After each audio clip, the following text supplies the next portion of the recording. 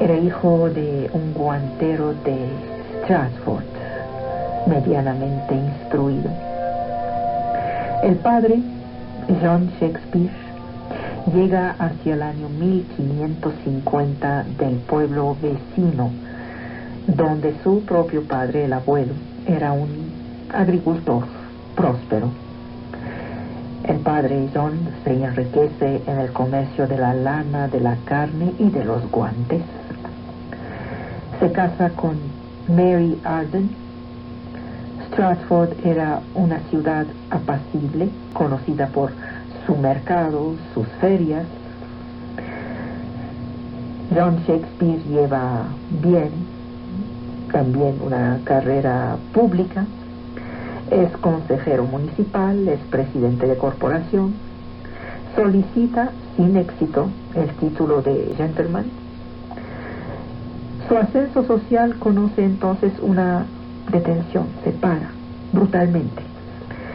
Se ponen a infligirle multas, se acumulan sus deudas. Esto lo obliga a hipotecar los bienes de su mujer, lo expulsan del consejo de su corporación y ya no va más a la iglesia. Eso lo sabemos por los registros. Cuando se quiere hacer investigación hay que ir a los registros.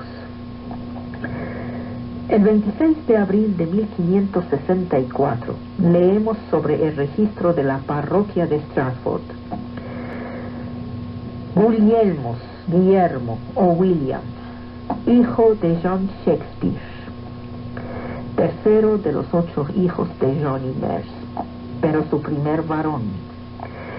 Había nacido el 23 de abril de 1564. Frecuentó la escuela de Stratford, más tarde frecuentó la Grammar School, gramática, lógica, retórica, y ahí se detienen sus estudios. Shakespeare no fue a la universidad, contrariamente a sus contemporáneos, los dramaturgos londinenses de la época. En aquella época, un buen alumno de Grammar School, dotado de una gran curiosidad intelectual, podía volverse un excelente autodidacta, capaz de escribir una obra de gran envergadura, sin tener necesariamente los privilegios del nacimiento o de la alta educación. Era un hombre de raíz campesina. Jamás perdió contacto con las leyendas, la cultura popular, el mundo de la tradición oral.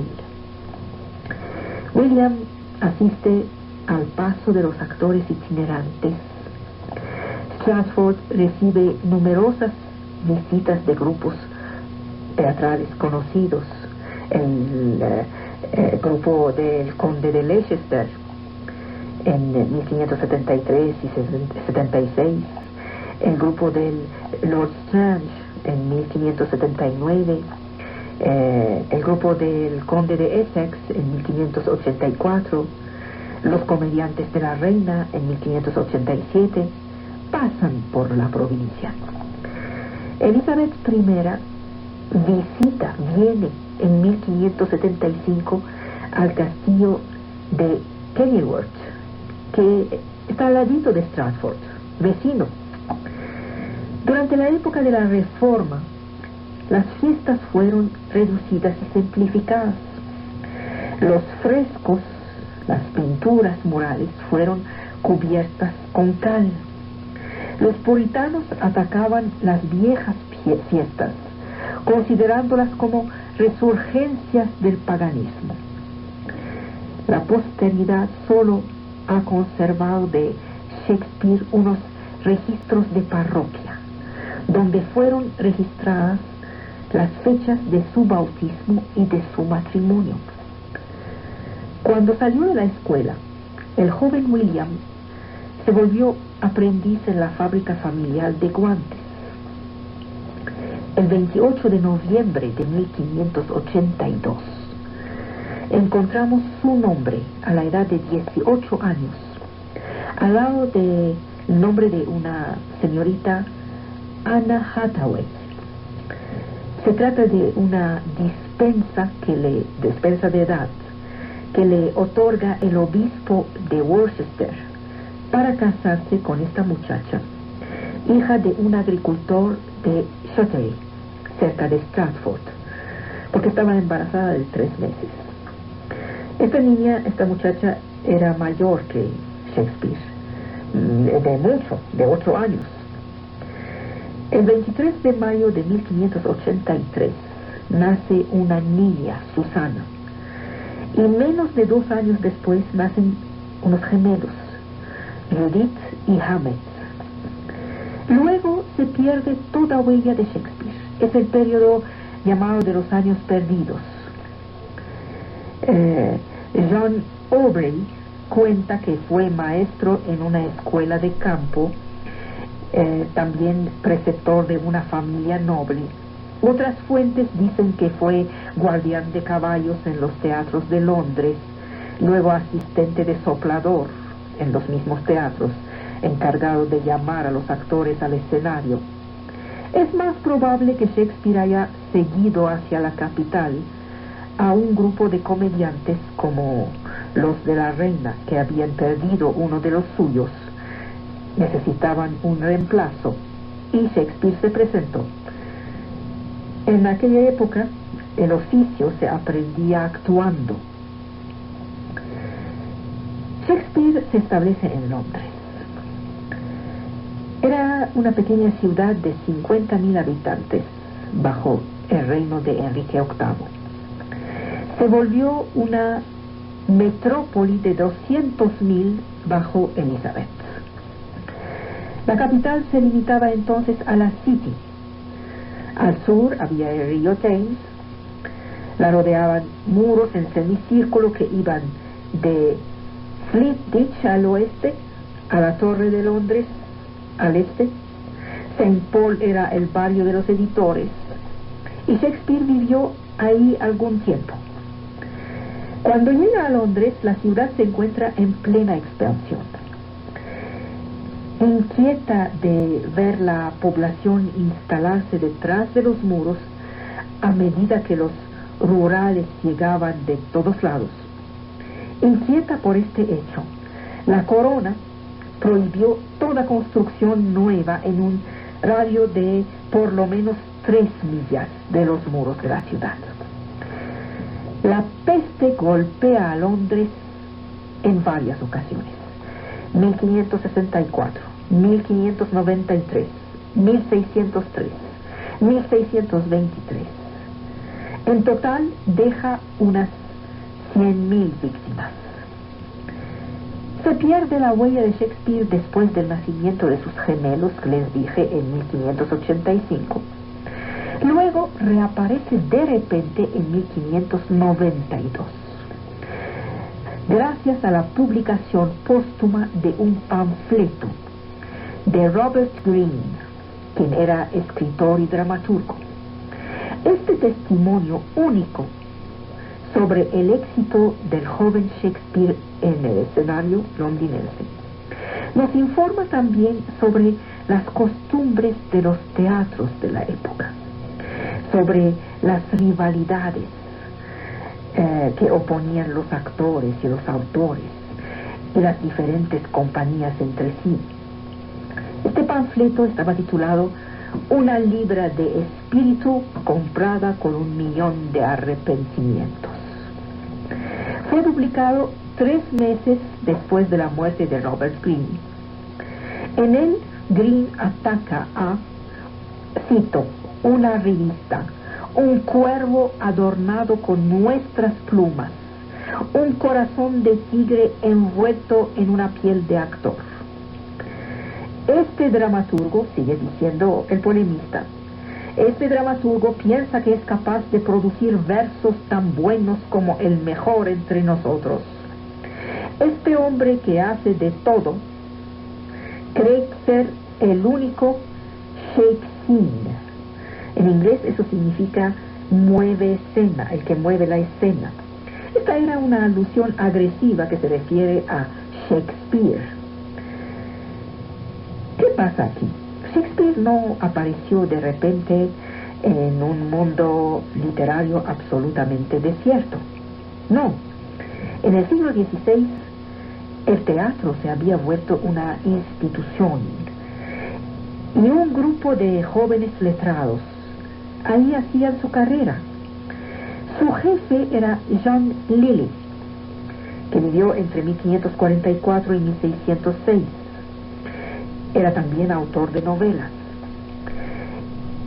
Robert Greene, el del panfleto, vivió entre 1558 y 1592.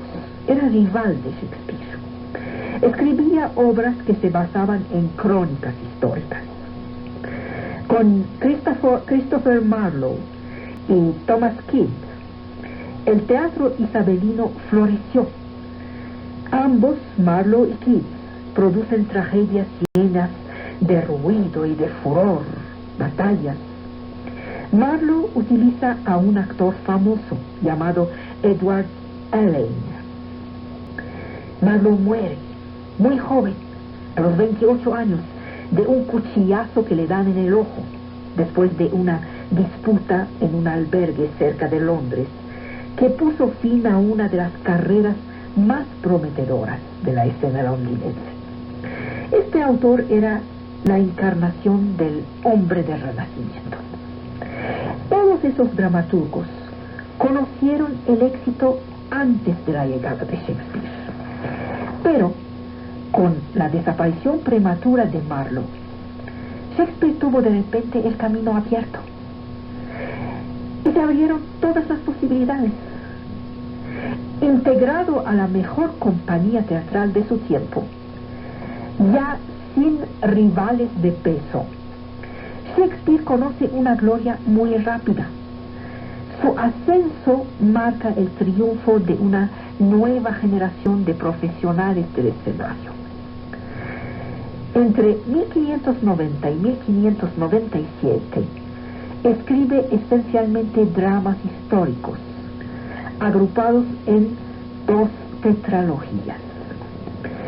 Escribe igualmente una obra aislada, situada en principios del siglo XII, El Rey Juan, que pone en escena el conflicto de Juan sin tierra, quien fue acusado de haber desposeído del trono de Inglaterra a su joven sobrino Arthur y al rey de Francia, Felipe Augusto. Simultáneamente, entre 1593 a 1600, Shakespeare pone en escena 10 comedias que van desde la farsa hasta la comedia romántica. Por ejemplo, la comedia de los errores, por ejemplo, Sueño de una noche de verano, etc. Y acaba con la nota un poco desencantada de La noche de los reyes. En el registro trágico tenemos por esta época a Titus Andronicus, Romeo y Julieta. Con raras excepciones, Shakespeare no inventa jamás la intriga, ni los personajes de sus obras. Además del folclore, encuentra sus temas en otros autores. Trae modificaciones importantes para adaptar la historia a la escena. Así está seguro de abordar, de tocar a las preocupaciones del momento y los grandes temas álgicos. Trátese de historia nacional, de las intrigas amorosas, de la venganza, de las escenas de locura, de las escenas de brujería. El éxito enorme que encuentra en la mayoría de sus obras muestra que era un soberano oportunista. Tenía una sensibilidad increíble a lo que gusta. Cuando digo oportunista, en ese sentido, no es tanto un insulto. Podría serlo, pero no lo es. Es un hombre que sabe lo que gusta. Y lo da. La rivalidad es terrible, entonces, en el seno del grupo de actores de Lord Strange, donde se encontraba Shakespeare, y que actuaban en el Teatro de la Rosa. Dos obras de Greene no encuentran ningún éxito. En cambio, una obra de Greene sí gustó, era la segunda parte de Enrique VI. Desgraciadamente, una violenta epidemia de peste estalla y las autoridades de la ciudad dan la orden de cerrar todos los teatros.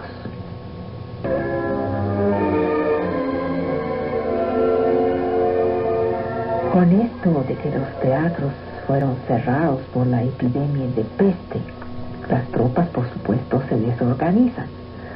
Los actores se dispersan. Obligado a abandonar la escena, Shakespeare se pone a escribir poemas. Venus y Adonis, la violación de Lucrecia. A finales de 1594, vuelve para 2 representaciones de la Comedia de los Errores. Vuelve a la corte durante el periodo de las fiestas de Navidad. A partir de ese momento, Shakespeare ya no cambia más de compañía. Trabaja para reforzar su posición de actor y de autor. Además de sus prestaciones como actor, escribe 2 obras por año, en promedio, hasta 1608. En esta fecha, su producción se hace un poquito más lenta. Esta opción de un lugar y un grupo fijos le permite consolidar sus éxitos como autor y volverse en vida el dramaturgo el más buscado de la escena. Este que Greene llamó oportunista tenía un gran apetito por la riqueza, los bienes inmuebles, las tierras. Era duro en la negociación de sus pagos.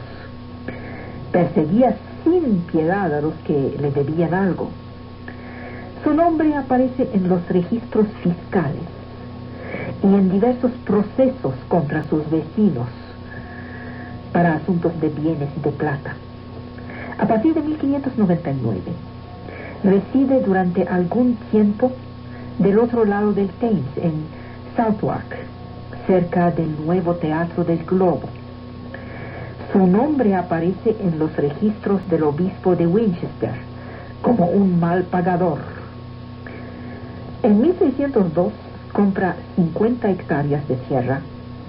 Luego, en 1605, compra una participación en una hacienda de Stratford por la suma considerable en aquella época de 440 libras. Esta participación le debía traer 60 libras por año de intereses, de ganancias. La poesía le había ganado la simpatía del conde de Southampton, quien le había pagado para el poema de Venus y Adonis y para el poema de la violación de Lucrecia, le había otorgado 1000 libras. El teatro lo enriqueció. Había dejado su ciudad natal, Stratford, sin un quinto. Años más tarde, tiene una de las mayores fortunas de Stratford. En 1596, pide a las autoridades competentes del reino el título de gentleman, con el derecho de llevar unos escudos, renovando así la petición que su padre había hecho sin éxito unos 25 años atrás. Había en él como una necesidad de reconocimiento social. Bueno, se lo dieron. Ya tenía el título de gentleman. El Colegio de las Armas conserva el documento. La decisión se fundó sobre los buenos y leales servicios otorgados a la corona por los ancestros de la familia. Con él la profesión de comediante ya alcanzaba así una honorabilidad social. Por su éxito en el teatro, el nieto del agricultor se había vuelto un londinense ennoblecido. Ya noble, autor, actor del chambelán, Shakespeare sabe utilizar plenamente los recursos que el teatro de su tiempo pone a su disposición. Diversidad de lugares escénicos, tipos de personajes. Londres tenía unos teatros fijos: el Teatro de la Rosa, el Teatro del Cisne, el del Globo, el de la Fortuna. Pero entre 1576 y 1584 hay pocas buenas obras. Esos lugares servían tanto para los combates de animales que para las representaciones teatrales. En 1642 y 44, por orden del Parlamento, todos estos teatros fueron destruidos.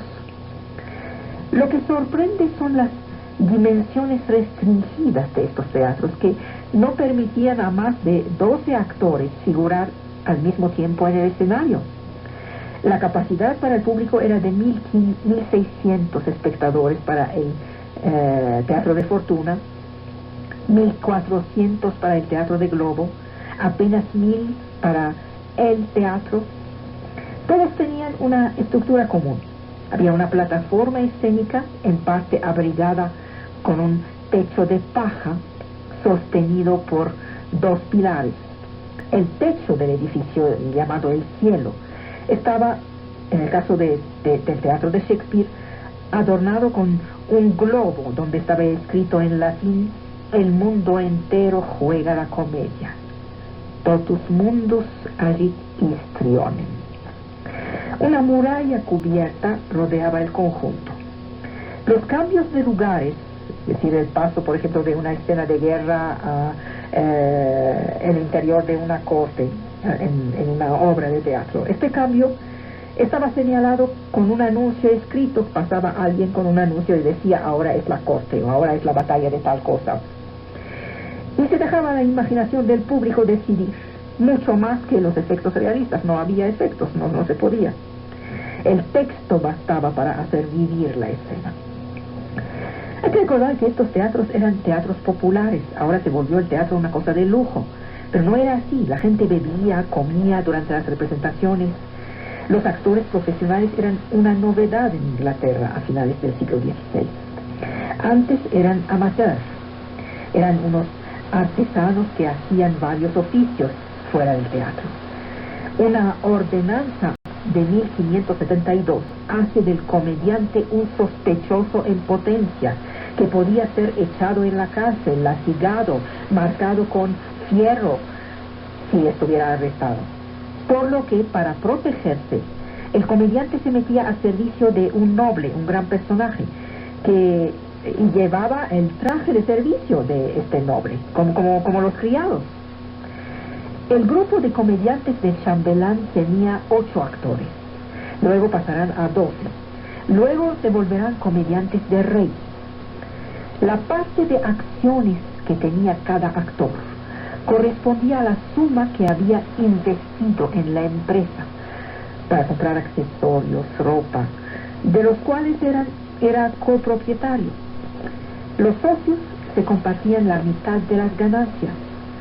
La otra mitad servía para pagar los gastos.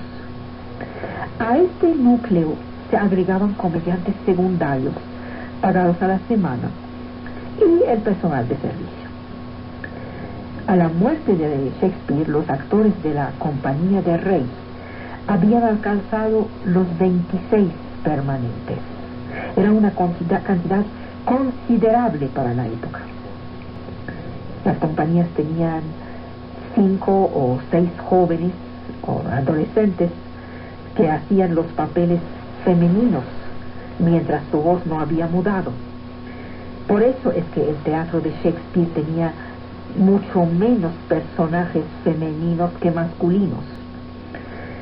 Esas empresas comerciales que eran los teatros dependían del éxito de las obras. Siempre estaban amenazados por una competencia feroz. Fuera del periodo de Cuaresma, en el cual se cerraban los teatros, Los comediantes actuaban cada tarde, salvo el domingo, y debían constantemente cambiar de repertorio. Solo disponían en promedio de 2 semanas para armar una nueva obra. Y ocurría que tenían en ella varios papeles. Un mismo actor hacía de varias cosas.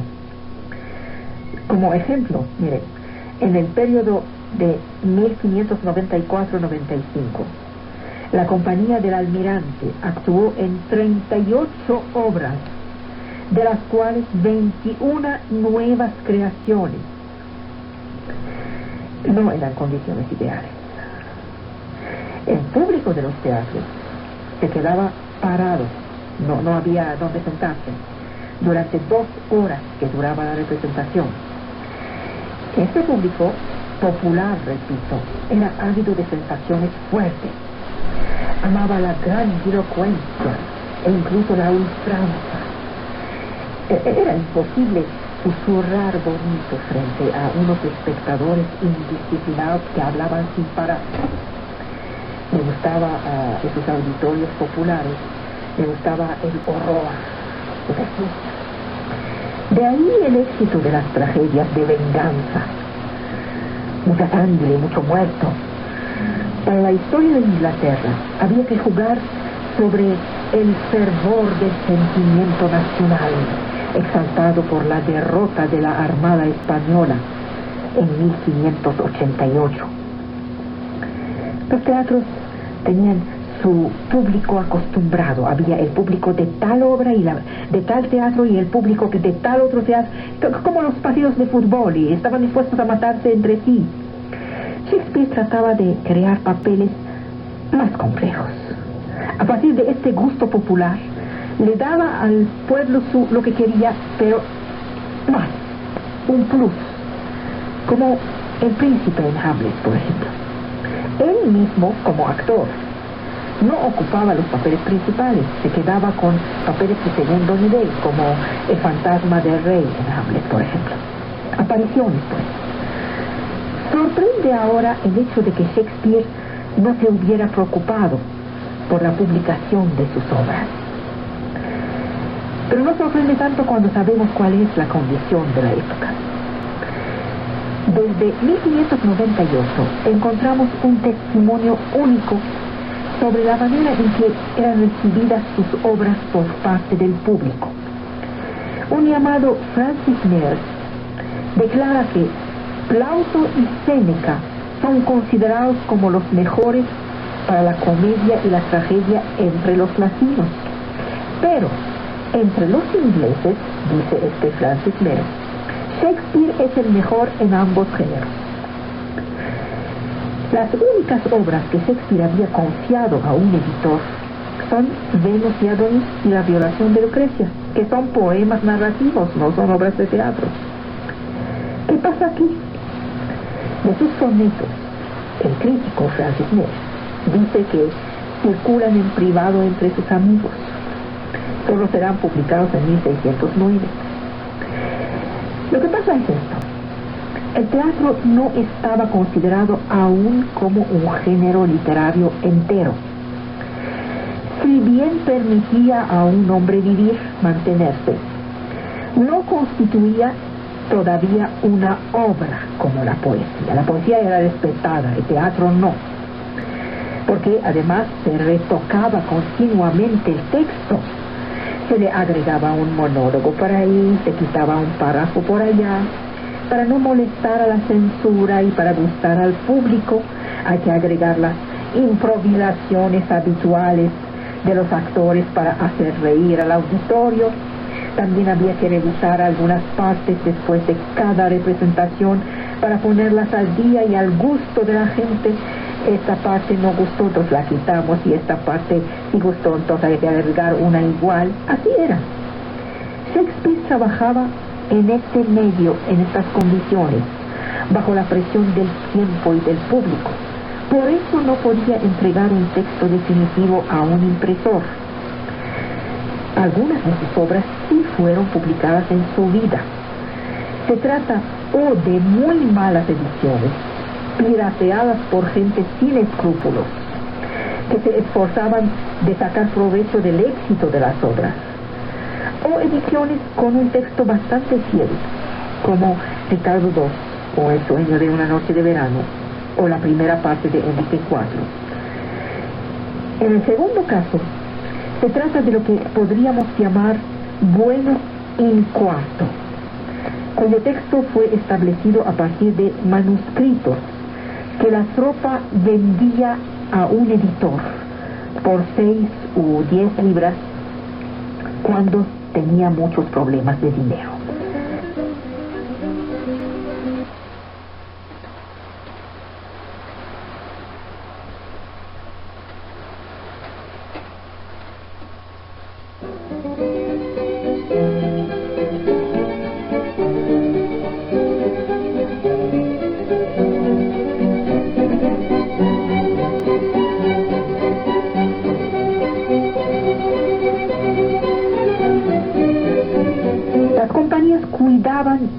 De no multiplicar los ejemplares, porque se reservaban la exclusividad de las representaciones. A partir del momento en que las obras estaban publicadas, cualquiera podía tomarlas. Es como el internet, pues. Así que se cuidaba el secreto de fabricación. Las compañías guardaban sus manuscritos para no perder su público. El apetito para las novedades era considerable. Los manuscritos de los autores eran parte de los fondos, como la ropa, como los decor, como los otros accesorios. Los autores tenían antipatía por los impresores, por los editores, no se quieren entre sí. Hay que ver ahora cómo cualquier autor quiere ser publicado como si fuera la razón de su vida. Los impresores y los editores estaban agrupados en Londres en la Compañía de los Libreros, que fue constituida en corporación por un decreto leal de rey. La compañía tenía el monopolio de los derechos de publicación. Después del acuerdo de la censura, ejercida por el arzobispo de Canterbury y el obispo de Londres, toda obra nueva debía ser inscrita en el registro de los libreros, que garantizaba el derecho exclusivo de imprimir y de vender. A mí francamente me parece formidable que a pesar de todas esas dificultades y a pesar de la censura se logran hacer obras tan extraordinarias como las obras de Shakespeare. Lo que significa que la libertad no basta para hacer una gran obra. Con todas las libertades del mundo, escribiendo lo que quieren, los autores chicos seguirán siendo chicos. Ahora, para volver a aquella época, la noción de copyright sí existía, pero buscaba defender más bien a los derechos del editor, no del autor. El infolio de las obras de Shakespeare, vendido a 1 libra cuando salió, fue sacado a 1000 ejemplares. Se han reencontrado 200 de estas 1000.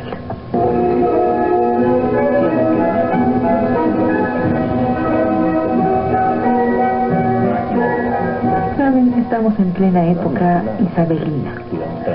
Toda una mitología fue creada progresivamente alrededor de la reina Elizabeth, gracias a los escritores y al arte oficial.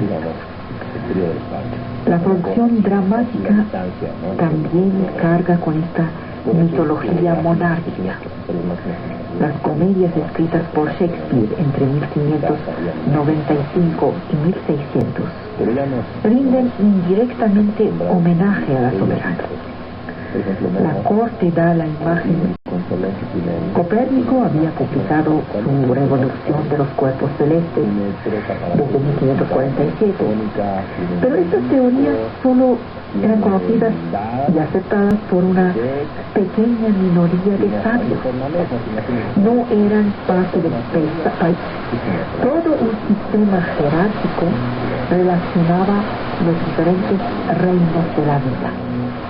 La medicina estaba dominada por las teorías de Galeno. La doctrina de base era la de los 4 humores. La melancolía era el mal del siglo. Miren, la encontramos en algunos personajes, como el Romeo mismo de la música, como Hamlet, por supuesto. Shakespeare, sin estar directamente al servicio de la monarquía, refleja en su obra el conjunto de estas creencias y estos conocimientos, pero jamás se ve como esclavo de una ideología, y las contradicciones que se notan en sus obras solo traducen la infinita diversidad de las opiniones. Muere Elizabeth, le sucede Jacques I. Shakespeare pierde sus últimas ilusiones. La inquietud, la duda, el desencanto invaden su teatro. Todo ya no era más que una máscara. El 24 de marzo de 1603 se acaba una dinastía y una época. En ausencia de un heredero directo, Elizabeth nunca se casó, nunca tuvo un hijo, se ofrece la corona a rey de Escocia, Jacques VI. Era un Stuart, primo lejano de la reina, y se vuelve Jacques I. Protege, al llegar al trono, la compañía del chambelán y transforma a sus actores en comediantes de rey. La compañía da 11 representaciones entre noviembre de 1604 y el otoño de 1605. De las 11, 7 obras de Shakespeare están escogidas, de las cuales 2 nuevas, Medida por Medida y Otelo. El autor está en el apogeo de su gloria, adulado, protegido por amigos influyentes. Se le saluda en la calle, se le dice de manera gentil, así reverenciosa, el amable Shakespeare o el buen Will. Es un hombre maduro que goza de la estima de los más jóvenes. Los más bellos espíritus de Londres cantan sus loas en la buena sociedad. Se le considera como un creador, un inventor. En el periodo de interreino que separa la muerte de Elizabeth de la llegada al trono de Jacques I, Shakespeare trata de probar un nuevo género que los críticos llaman las obras problemáticas o las obras sombrías, como por ejemplo Todo está bien que acaba bien. Es una obra a la vez irónica y turbia. Antonio y Cleopatra, Timón de Atenas, Coriolano. Parece cansado ante las ambigüedades del poder. ¿Por qué esas cosas pasan justamente a esa edad? Yo sé de qué hablo. Troilus y Cressida dan una versión desencantada de la guerra de Troya. En Todo está bien que termina bien, Helena alcanza sus propósitos haciendo trampas. Medida por Medida se sitúa en Viena. El duque Vicencio es un Maquiavelo metafísico, la imagen terrestre de la providencia. Cuida toda la acción disfrazado de monje. ¿Se acuerdan de la obra? Detrás de la moralidad, detrás de la alegoría de un poder corrupto, Shakespeare denuncia las zonas sombrías de la conciencia humana. Shakespeare escribe Timón de Atenas, Antonio y Cleopatra, Coriolano, entre 1606 y 1608. Va de Atenas a Egipto a Roma. Timón es una fábula negra que ilustra la caída de los valores y de la potencia nobiliaria frente al ascenso de los oportunistas. Arruinado por sus amigos, con quienes había sido sumamente generoso y hospitalario en los tiempos de su esplendor, Timón se retira en el desierto para volverse un emprecador misántropo. Yo quería leerles una parte de esta obra cuando Simón está a punto de ocupar, está haciendo el sitio de Atenas. Este monólogo terrible que dice. Pero, ¿saben qué? No encontré la traducción al español. Me dijeron que existe la traducción en español en Aguilar, en las obras completas de Shakespeare en Aguilar, que no tengo. Así que si quieren hacerme un gran regalo, sáquenme la copia fotostática de la parte del Simón, que si alguien tiene las obras completas en Aguilar, la parte del Simón, y mándenmela, porque no la tengo, y por supuesto que no me atrevería nunca a hacer la traducción por mis pistolas. Jacques VI de Escocia, que se volvió Jacques I de Inglaterra, amaba la erudición, el ocultismo. Era autor de varios tratados políticos. Era reputado por su inteligencia.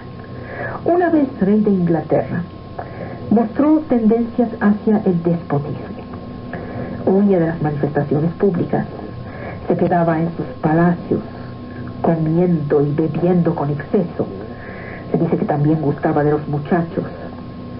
La ostentación, el lujo, el gusto por las fiestas, los gastos, se volvieron los rasgos dominantes de la corte. Y se inventó un divertimiento adecuado a esta época, que se llamaba la máscara. Las máscaras eran fiestas dadas para una representación única, utilizando los servicios de los técnicos, los poetas, para poner en escena a la corte misma, al rey, a la reina, a los grandes que actuaban y bailaban en la escena.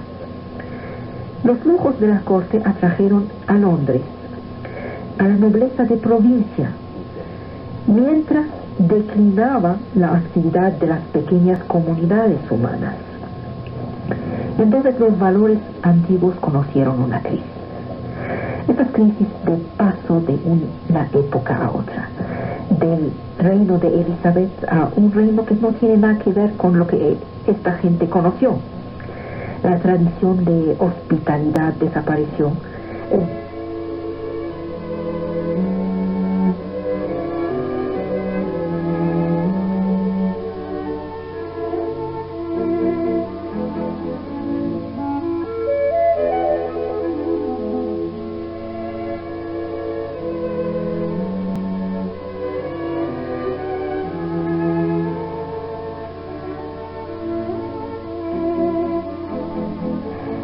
Trata de evaluar, de escoger las instituciones políticas acordes a algo de moral. Por ejemplo, la noción de igualdad política es peligrosamente indeterminada.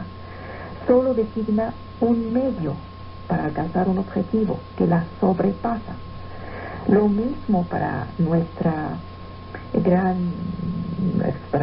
concepción de la democracia y nuestra concepción de la justicia. La igualdad política no es un fin en sí. Sabemos que la filosofía política se concibe como una rama de la ética. Las cuestiones éticas más urgentes y constantes son cuestiones ligadas a la política. Ejemplo de cuestiones ligadas entre sí y que forman el corazón de la discusión filosófica. ¿Qué tipo de igualdad debemos realizar? ¿Hasta qué grado? ¿Por cuáles medios? ¿Hasta qué punto es legítimo exigir del individuo que contribuya al bienestar de los demás? El comunismo debe en parte su existencia a un ideal de igualdad, cuya atracción subsiste, cualesquiera que fueran los crímenes cometidos en su nombre. Las sociedades democráticas aún no han descubierto la manera de confrontarse a este ideal. Este problema es muy serio. La gente nace en clases socioeconómicas que les dejan oportunidades radicalmente desiguales ante la vida. Toda sociedad tiene la responsabilidad de proteger la libertad de sus miembros para perseguir sus fines privados, pero también para minimizar las situaciones sociales en las cuales es una desgracia el haber nacido. Algunas desigualdades nacen de las opciones, las preferencias, los azares felices o desdichados que son parte de la existencia de la vida, que no se puede neutralizar sin transformar los seres humanos en autómatas. Si buscamos reducir sensiblemente la desigualdad, la cuestión de saber cómo alcanzar este fin en una democracia sigue presente. La mayoría de los países democráticos no votarían por políticas igualitarias contrarias a sus intereses. Las democracias liberales han interiorizado el deber de proteger los derechos de la persona, el individuo. Estos derechos garantizan un tipo de igualdad limitado entre una moralidad limitada a los deberes y una moralidad más exigente. ¿Qué es lo que podemos hacer? ¿De qué manera concebir, fijarnos a nosotros mismos limitaciones en la persecución de nuestros propios intereses que todo el mundo debería respetar? Los tipos de moralidad dependen de la capacidad que tenemos de ponernos en el lugar de los otros. ¿Quién hace eso? Esto lleva a la idea de que cada quien debe ser protegido de manera igual por una suerte de frontera moral en el interior de la cual debemos dejarlo libre de llevar su vida mientras respeta la frontera que corresponde al otro. La cuestión es de saber cómo integrar puntos de vista diferentes e inicialmente en conflicto. Hoy se habla mucho de ética aplicada, ética de los negocios, ética médica, cuestiones que se refieren al medio ambiente, a la vida, a la muerte, a la relación con los animales. Esto incitó a los filósofos a afinar sus instrumentos de análisis y volver más accesibles sus principios y sus argumentos, y recordarnos que la definición clara de los problemas, la epistemología, la precisión de los razonamientos contribuyen en aclarar las cuestiones concretas. Finalmente, mucho es cuestión de lenguaje, saber qué tipo de palabras estamos usando y qué significan esas palabras, y no el ahí se va en relación con el vocabulario.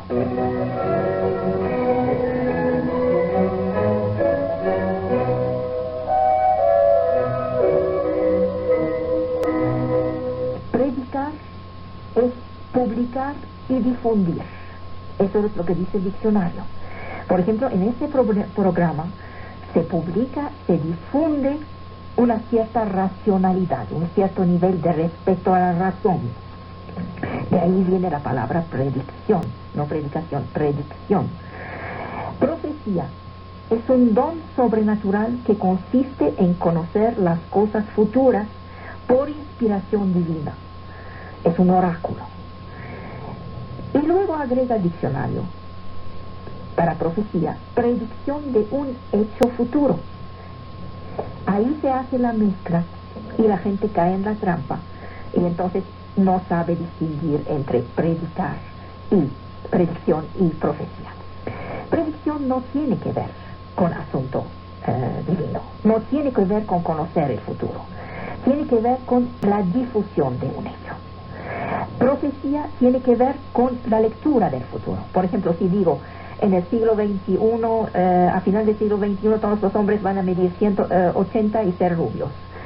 Esto es profecía. No tengo medios para saberlo. No nos dedicamos a eso en este programa. Pero si predico la soberanía de la razón, entonces estoy haciendo un trabajo para difundir la razón. Esta es la diferencia que hay. Y yo figuraba con un libro que es el Espíritu de Córdoba, figuraba en esta lista. ¿De qué trata? Es un libro que se podría llamar novela filosófica. Es una gran tradición que existe esencialmente en Europa, esencialmente en Francia también. Yo soy de cultura francesa, donde no hay tanta acción y sí hay mucha discusión. Yo utilicé a dos filósofos clásicos del siglo XII, ambos. El mayor filósofo andaluz del siglo XII, Averroes, y el mayor filósofo judío, también andaluz del siglo XII, un musulmán y un judío, también andaluz, ambos de Córdoba. Los presenté a uno al otro, nunca se conocieron, yo los presenté uno al otro y los puse a hablar durante 360 páginas. De esto trata el libro. Por supuesto, no hablan solo de su época. Fueron el instrumento que utilicé para decir lo que yo quería decir. Usé de estos dos hombres para hablar del amor, de la política, democracia, del Estado, de la justicia, de la ciencia, de todo, de las relaciones humanas, de lo que me gusta, de lo que no me gusta. Mi libro más completo. Si se me da vida y que hago uno mejor, qué bueno. Hasta ese momento lo considero como mi libro más completo. No es una novela de aventuras. Prácticamente no pasa nada. Dos hombres están hablando de todo. Y esos dos hombres, de una forma u otra, son yo. Son lo que pasó en esta cabeza a lo largo de los años que se me hizo vivir. De eso trata el libro. En cualquier vocación, y la arquitectura es una vocación. No así, por ejemplo, ser empleado de banco. Ser empleado de banco no es una vocación. Ser empleado de gobierno no es una vocación, es un trabajo. Arquitectura sí es una vocación artística. Uno edifica cosas. En las cosas donde hay una relación directa con la vocación, con un proyecto de vida, la relación con la moral es esencial. La relación, en su caso, con la estética es esencial. Y la estética tiene relación con la sagralidad y con la moral. ¿Cómo le voy a decir qué hacer en su campo? Le voy a decir lo que yo pienso que es la ética, que es una ética de trabajo. Esto lo estoy haciendo a lo largo del programa todas las veces que hablo. Se trata de tomar eso y ver si les puede ser de alguna ayuda en su propio negocio. Como ahora, como en cualquier lugar y momento, se trata del apoyo de las autoridades en dinero y en libertad. La arquitectura y la ingeniería grande, puentes, carreteras, viaductos, palacios, tiene una relación directa con el poder político y el poder del dinero. Los que escribimos somos unos grandes privilegiados en eso que no necesitamos más que una hoja y un papel. Es decir, podemos escribir en las peores condiciones. Podemos escribir en la cárcel y podemos escribir en la miseria. Un arquitecto no puede hacer eso. Un arquitecto necesita de una gran inversión. La gran inversión viene del poder político y del poder del dinero. Si estos poderes existen a su lado, entonces el tiempo no cuenta, es muy poco el tiempo.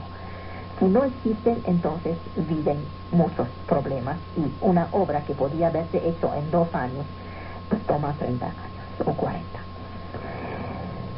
La arquitectura contemporánea, es decir, desde 1890, fue hija de la industria, de la concentración de la población en las ciudades, de las relaciones sociales que resultan de ello, alojamientos sociales, equipos colectivos, etc. La primera fase, de 1890 a 1914, es de las necesidades de equipo industrial. Primero en Alemania, en los Países Bajos, en 1901 se vota una ley sobre el alojamiento que desplaza lo esencial de la demanda de arquitectura hacia la intervención pública, institucional.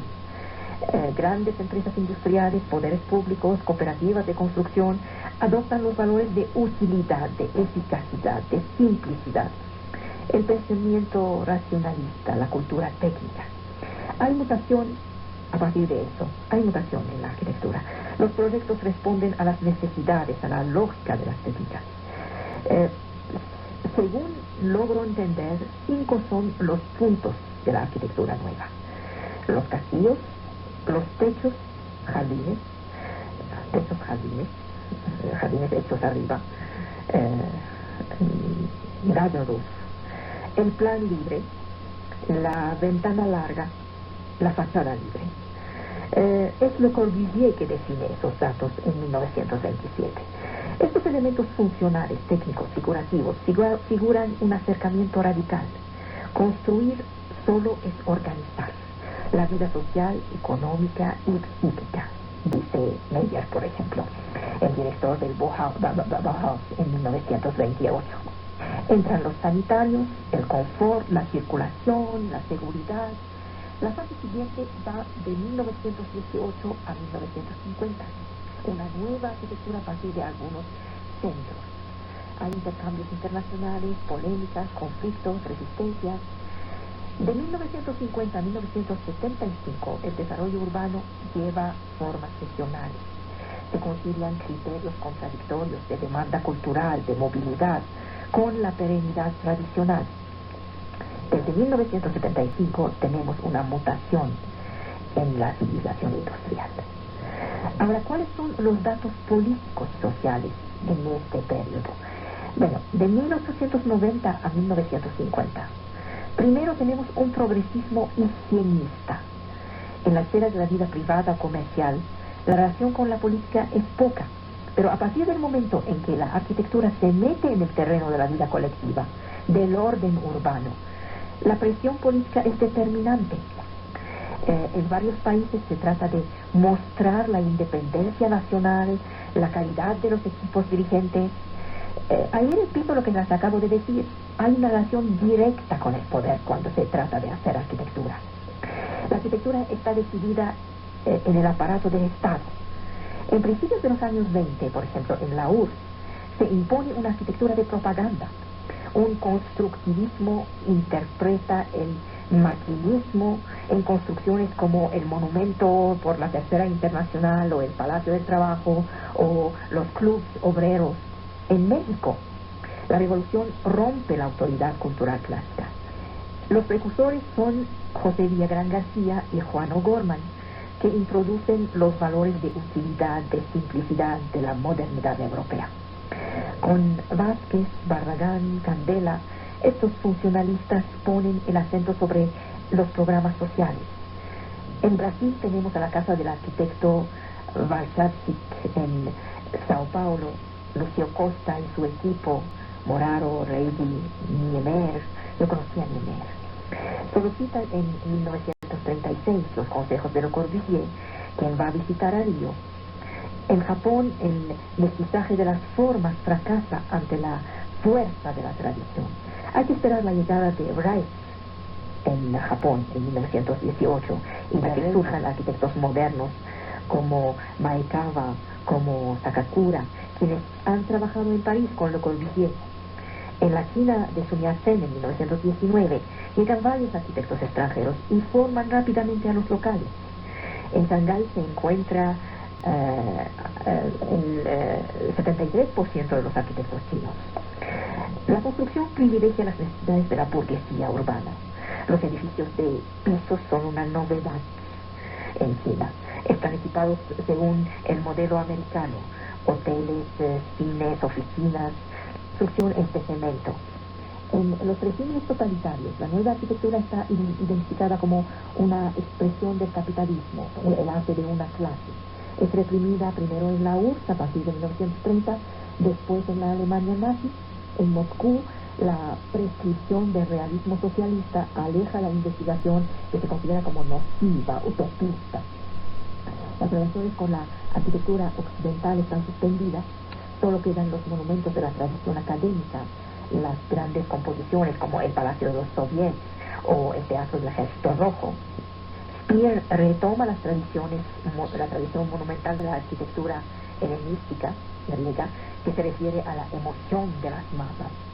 En España, el régimen franquista impone el neoclasicismo. El Estado y la Iglesia ya no tienen la iniciativa de la innovación. En su lugar están los empresarios, los políticos, la élite hedonista. Ahí están los mundanos, los industriales de la moda, los intelectuales. Hay también una base racionalista y tecnológica, cerámica industrial, cemento armado. Vemos una movilidad profesional de los actores. Los decoradores se vuelven arquitectos, así como los emprendedores, los fabricantes. Los medios profesionales desean organizarse, se crean nuevos organismos multidisciplinares. El Museo de Arte Moderno de Nueva York recibe en 1932 la arquitectura europea. Los principales encargos hechos a los vanguardistas vienen de las fábricas, allá donde las élites disponen de muy altas plusvalías. En la Europa industrial, en los Estados Unidos, hay demanda de arte doméstico. En Chicago, el aislamiento de Sullivan, el más admirable innovador, se opone a Wright. Con sus Prairie Houses, elabora un nuevo espacio doméstico que responde al individualismo. Es una síntesis entre la función y el confort. Wright se vuelve una referencia. Ahora, ¿qué es el Art Nouveau? Es una ruptura completa con las formas del pasado. Ahí surge una arquitectura que exalta el individualismo. Sus nombres son Mackintosh, 1868-1928 en Glasgow; Horta, 1861-1947; Hankar, 1859-1901; luego Van der Welt, 1863-1957 en Bruselas; Wagner, también mitad del siglo pasado hasta 1918; Hoffmann, hasta mediados de este siglo, del siglo XX, en Viena; Guimard en Francia; Gaudí en Cataluña.